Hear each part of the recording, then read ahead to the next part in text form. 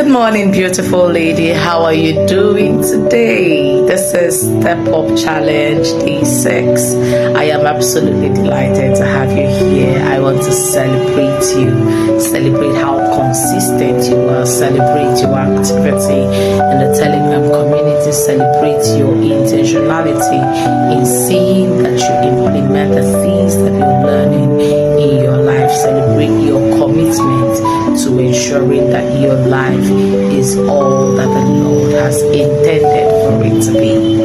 And today we're talking about the big elephant in the room: time management.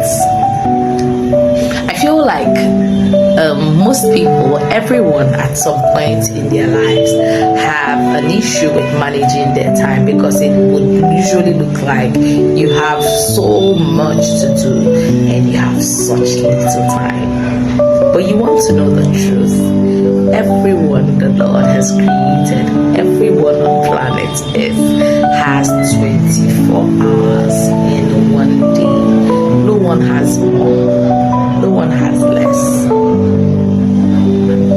Let that sink in for a minute. I know it's something you already know.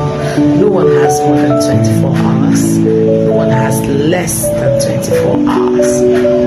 So what that means is that if you think that there are people who were doing more than you were doing, who are around the same area of life that you're in at this point in time, the difference can only be in how you are managing your time or how they are managing their own time. Time is the currency with which we operate here on earth. The moment you exhaust your currency, the time on earth, the moment you exhaust your currency here on earth, you stop to live on earth, you die, and you move to where people who have exhausted their currency on this side live.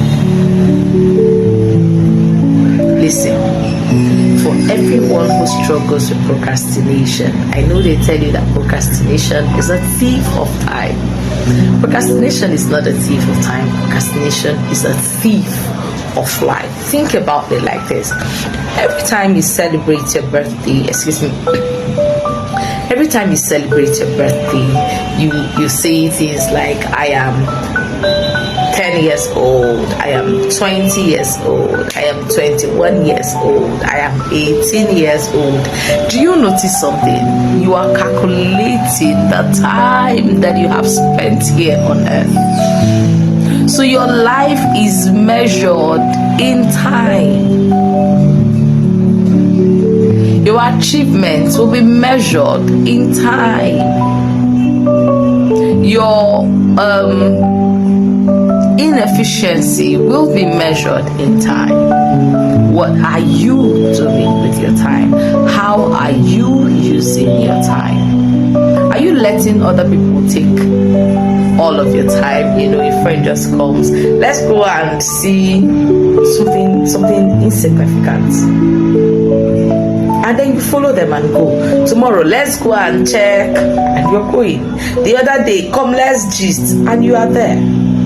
I'm not saying don't relate with your friends, very, very far from it. If you know me well, I have a small circle, but it's a close-knit circle, and I love to spend time. In fact, quality time is my love language. So if you love me, the way you show it to me is by spending time with me. But I also know where to draw it. Like, some of you are over-committed, over-invested in things that do not concern you. And then when it comes to the things that concern you, you give yourself the very least. So you give everybody your best, and then you have very little left to give to yourself. You are attending everybody's birthday party. You are volunteering in every unit in your church. You are volunteering in every organization in your department and in your school. You are just everywhere. RAG Day, you are there. JCCF Day, you are there. Fetch Water Day, you are there. Braless Day, you are there. Every activity under the sun, you just want to be there. You will waste your entire life on activities. So what is time management? Time management is the judicious use of your time to achieve the purpose why you are here on earth. That's how I like to define time management: judicious use of your time to achieve the purpose that you are here on earth. So if you spend 150 years here on earth, but you end up not achieving any of the things for which the Lord has brought you here on earth, you would have wasted your time here on earth. You would have whiled away your time here on earth. How do we manage time? We manage time by apportioning what we need to do per time in our day. Some of you who are tired, consistently exhausted, the problem is that you are overscheduling your time. You give out everything and you don't leave anything for rest and for recuperation. Sometimes the problem is not even that you're not scheduling your time or your activities in the time that you have. The problem is that you're scheduling wrongly, because for every one of us we have peak hours and times when you're not performing so well. Like I already told you, my peak hours are early hours of the morning, so I tend to fix my more productive tasks in those hours of the day, and then later hours I can schedule it however, depending on the activities that I have at hand. So if you're going to make very good use of your time, the first thing that you need to know is understand the different hats you wear, understand the different roles you carry out, understand the different things that you need to do to live an effective and an efficient life, and then you apportion time to each of them. If you're a student, for an example, the bulk of your time right now should go to studying. You cannot be a student and 20 out of 24 hours in a day you are partying. There's something wrong. You cannot be a student and the only time you are portioned to studying is 3 hours a day and only during exam periods. There's something wrong with it. So the different roles that you play in your life and the predominant role at every point in time should carry the heavy chunk of your time, should get the best of your time. There are different things that people do to manage their time properly. Number one, and the most popular one, is to-do lists. You know, where people write what they have to do in a day? Yes, that is to-do list. But I like to make the to-do list a little more effective by prioritizing them. So I don't just like write a list of 10 things that I have to do. I also order them according to the level of priority, and I start with the most important. You should do that. So every time that you bring a paper, and you should do that every day actually, get a jotter, a small jotter, something small that you can put in your handbag no matter how small it is, or even your notepad on your phone. So every day write the date. For instance, January 1st 2026, Sunday, to do. You then write the list of things that you have to do that day, and then number them according to their priority, so that when you do number one, you tick it off and know that it's done. Number two, you tick it off and know that it's done. At the end of the day, even if you don't finish the things on your to-do list, if you started with the highest on your list of priority, you would have done the most important things for your day before you give attention to other things. To-do lists. The other one is time blocking. This is when people say from 6 a.m. to 11 a.m. I will be studying, I will not do any other thing, and so they maybe put their phones on DND, go to the library or some other place where they can study effectively, and then they avoid all distractions for that time being. Time blocking. There's another technique, it's called the Pomodoro technique. Pomodoro is Pomodoro. You would find it in the journal. The Pomodoro technique, where people say, I'll carry out so and so activity for 25 minutes, I will rest for 5 minutes, and then I'll go for another 25 minutes, rest for 5 minutes, go for another 25 minutes, rest for 5 minutes, until that task is completed. Or you do 50 minutes of activity, 10 minutes of rest, 15 minutes of activity, 10 minutes of rest, until that activity is completed. That's the Pomodoro technique.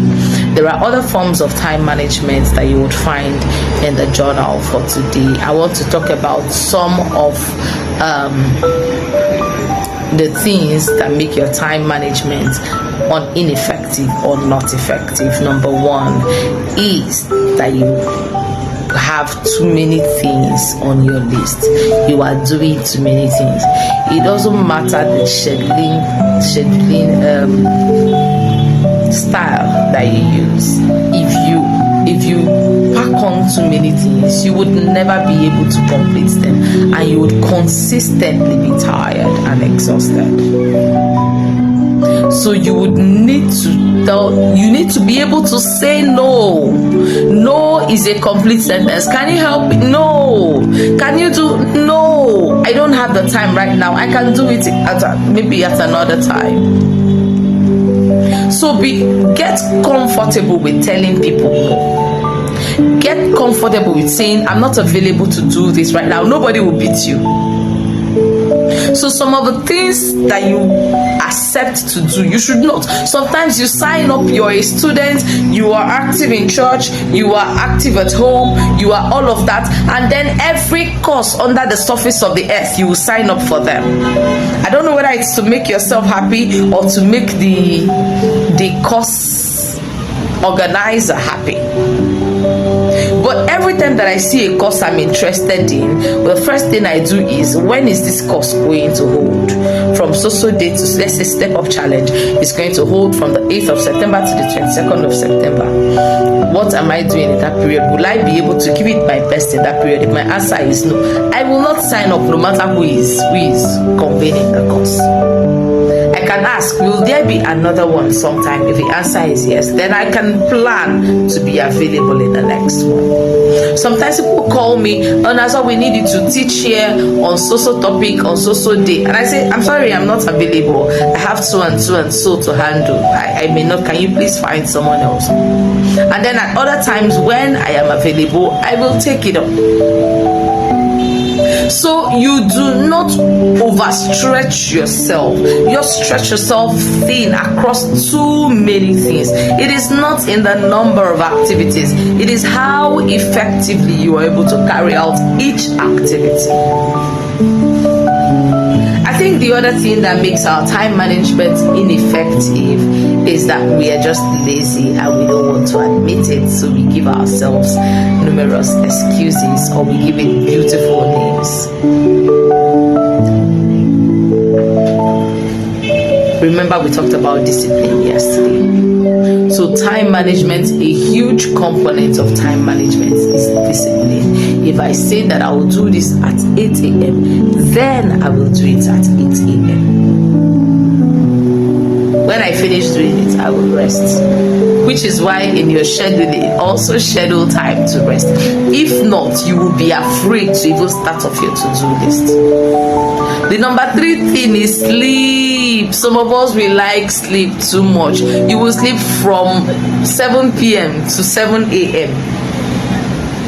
I personally have a thing against those people who say if you sleep for 10 hours every day, by the time you are 40, you would have slept for 200 years. Let me sleep for 200 years, please. I believe that a human brain needs adequate sleep to function properly.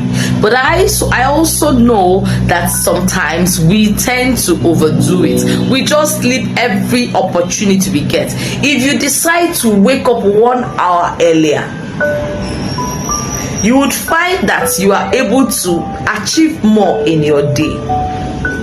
Why would you want to go to bed by 8 p.m. and then wake up by 7 a.m.? By 7 a.m., most people have started their day. I understand that some people are night owls. That is, they work into the night and then they sleep into the morning. I understand that. But you cannot be a night owl when you are a student in Nigerian University where lectures start at 7, 8 a.m. And so you watch movies up until 3 a.m. and then you sleep till 10 a.m. You have missed 2 lectures like that. So sometimes the problem why your time management is ineffective is too much sleep. Bible says a little sleep, a little slumber, a little folding of the arms to rest, and poverty will embrace you like an armed bandit. Cut down on sleep. Sometimes you can actually spoil yourself, Personally, I like to have a day of the week I dedicate to rest. Not that I don't do anything, but the bulk of what I do in that day is rest. And on those days, I sleep without apologizing to anybody. You should have that too. So that when you're denying or depriving yourself of sleep other days of the week to achieve what you need to, you are looking forward to that day of rest when you can sleep without guilt. Don't let sleep deprive you of the things that you need to do. The last one that I'll talk about is social media. You see, the smartphone, it is the undoing of a lot of people. Sometimes, let me quickly check something on Instagram. You have started scrolling from Ashebi Africa to Bella Naija to Yaba Left to Instablog to name them, wherever it is that you spend your time. And before you know it, 5 hours have gone. Some of you go to your Instagram app, check in your settings. There's a place where they show you the length of time you spend, or maybe on some Android phones you'll find it as digital wellness. I don't use an iPhone, so I don't know what it's shown as in iPhone. Digital wellness. Check the length of time you spend on your phone. It will show you how much time you spend on Facebook, on TikTok, on Instagram, on WhatsApp, on different apps, even on your reader, because sometimes you tell yourself you're reading. Even on your Bible, it will tell you how long you've spent. Sometimes your smartphone is your undoing, and to solve that one, can you please turn off the notification on some of the apps? Can you please use do not disturb when you need to focus on other things? If you don't manage your time well, you're going to waste your life. When you look into the journal today, be honest with yourself and then look at your life and see where you need to make changes in how you manage and how you use your time. This is the end of today's video. I am rooting for you and I am hoping that you will implement these things so that you're able to step up, stop procrastinating, and make the best of your life. Bye.